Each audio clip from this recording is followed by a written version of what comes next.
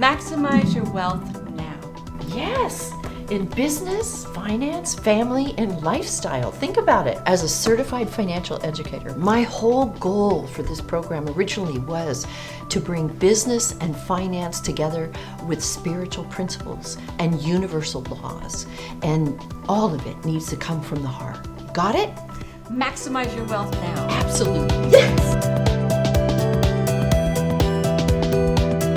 Welcome back to Maximize Your Wealth Now in business, finance, family, and lifestyle. And today is going to be awesome. You're going to love this today. We also have joining us Neal Sperling. He has met every high roller on the planet. Okay, I don't want to back up, not really. But he has met some very important people, and the way he's done that is through connecting. And he's going to share with you some really wonderful stories about who he's met, how he met them, and how you can meet the people that you want to meet by taking a few steps. So I'm excited to have Neal here today to share his golden nuggets with you. I'm excited about that too, because I have people I want to meet and I want to know exactly how to do it, and he's got the answers for us. So we're really looking forward to having him on there too. That's right.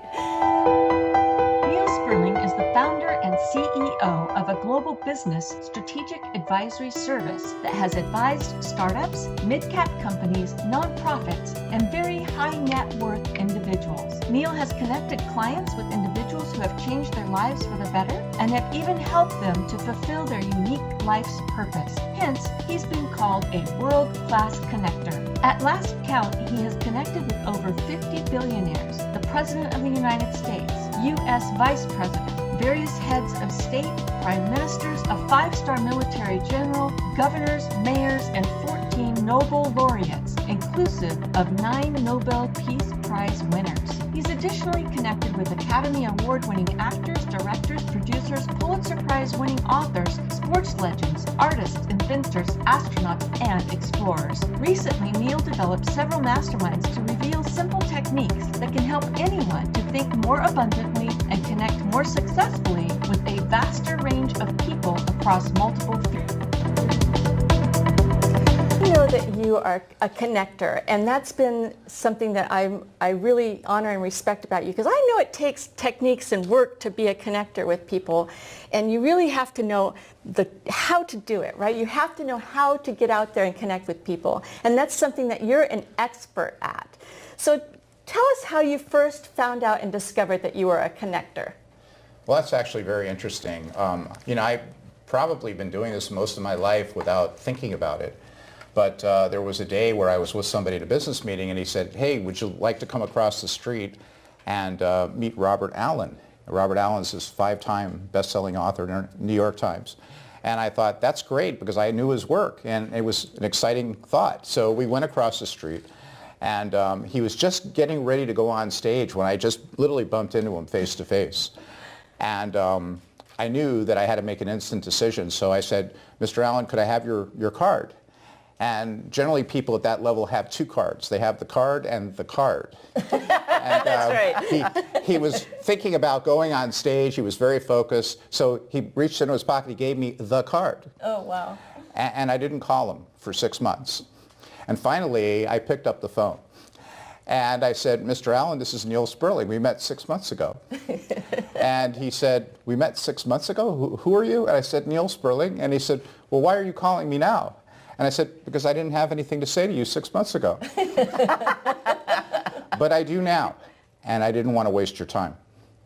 And so I thought, that's one of the important things, is to really respect other people's time. And he was still confused, so he said, "Well, send me an email."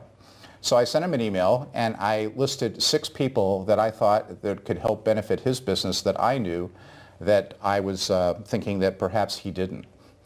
And I was right. He called me back, and he purred like a kitten, and he said, "Neal, this is very nice." and so he invited me over to his home. And I got to meet his wife. We spent about 3 hours together. And after 3 hours, he looked at my business card. He says, "You're not a business development and marketing guy." And I said, "I'm not?" And he said, "No, you're a connector." And I said, "What's that?" Because I honestly didn't know. And I had to go home and look it up on the internet. But because of that, he helped establish my brand. So it was a very beneficial day. Wow. Absolutely. So that's really, that's really a great story about how you became a connector, right? So the next question I have is, I know that you did a TED Talk. Do you want to share a little bit about how that came about? Yeah, well, when I realized that there's actually an art and science to connecting, I went in and I studied that, and I realized there are rules of engagement, there's rules of reciprocity, and rules of authentication. And for people to successfully connect, you really have to think about those rules. And the first rule is just show up. You have to be present, and you have to be available and accessible. The second rule is follow up. That's the hardest role I find for many people to do for whatever reasons, and the follow-up is really the key. I went to an event, it was all about this new thing called the internet, and Al Gore was the keynote speaker, and they had amazing people like Michael Eisner, who was then head of Disney, Barry Diller, Geraldine Laybourne, who was head of the UPN network, Quincy Jones, luminaries. Yes. We broke for lunch. Went outside, I was wandering around, and I just sat down to rest my buns. And I'm sitting right next to an interesting gentleman who was one of the speakers later in that afternoon. And I kept looking around for Michael Eisner. I was looking to connect with Michael Eisner, and he was sitting next to me. He said, "What do you think?" I was telling him, I don't know much about this new thing called the internet, but what I do think is that if anyone is going to get involved with it, they'd want to do it through a medium that's comfortable, like brick and mortar stores, and they'd have some kind of coupons or incentives, and then through that they would get involved with the internet, and then you give it to them for free for a while so they could test drive it, and then you sell them a subscription. And he looked at me and he said, "Well, that's exactly what we've been talking about doing." So we got into this conversation, and I'm still not invested in the conversation. I kept looking around, where's Michael Eisner? And the man I was sitting next to in this, I guess, polyester suit with this not very expensive looking tie was Steve Case, founder of AOL. Wow. And he had invited me to come look around, and I didn't follow up. And it's really not about your agenda. You need to be open and present to what's happening, and the universe will often show up when you least expect it. Oh, I love that. And I fully believe that with all my heart.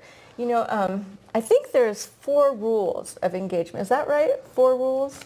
There are 4. The first 2 are the show up and the follow up, and then the rest I teach in my course. But I find that basically it's all about the same concept, which is that you have to really think about, it's not only about common interests. Yes. Common interests bring people together, but I always counsel my clients and my students that common values, common perspective, and common personalities keep people together.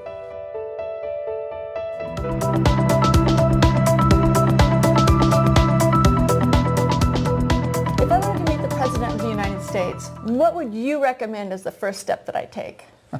Bill Clinton was notorious for being a super connector himself. Yeah. And he was frequently the kind of person who would take time with everybody, and he made you feel special, like you were the most important person in the room, which itself is a tip that I've learned. Nice. But it would happen to be that day that I was with a very attractive woman, and I had been cleared by the Secret Service to go in the back in the kitchen of what was the Getty Museum, and there was a crowd of about 500 people, and I knew that I was leaving her unattended. Oh.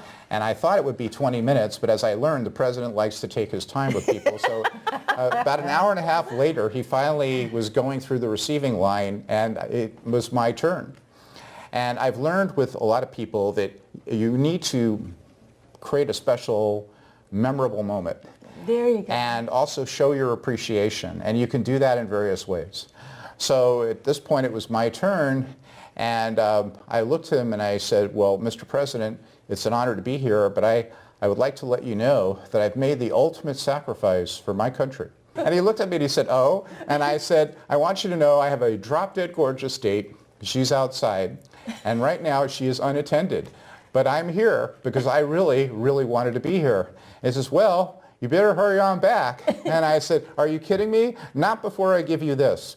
So I'd actually had a book on the saxophone, which is, you may remember, was his favorite instrument. Right. The club that I was part of was called the Saxophone Club. His eyes lit up and they were dancing like silver dollars when I handed him the book, because everyone had autographed it and signed it as a present from us to him. It's really important, I think, to give some thought to what you're going to do before you meet somebody.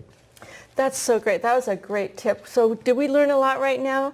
Stay connected, follow up, huge message, right? And establish some kind of rapport with who it is that you're going to connect with. Know what lights them up. Like you knew that he would light up with a saxophone, anything saxophone, right? And Well, I so think it's important to give a person a gift in many forms. It can even be with the sense of humor. You really want to engage with people on their own level. You want to be authentic, and you want to think of the conversation from their own interests as opposed to your own. So didn't we promise you an awesome show today? I know you learned so much from Monica, and I know that you learned a great deal from Neal. I've certainly learned from both of them, and it's been a lot of fun learning entirely new things, don't you think? Well, Tantra energy is powerful, and I'm looking forward to putting it to work in my life. And then learning how to connect and follow up and all the important rules of engagement is really special. And I thank you very much for being on our set, Neal. Thank you for having me. All right, we'll see you next time. See you next week.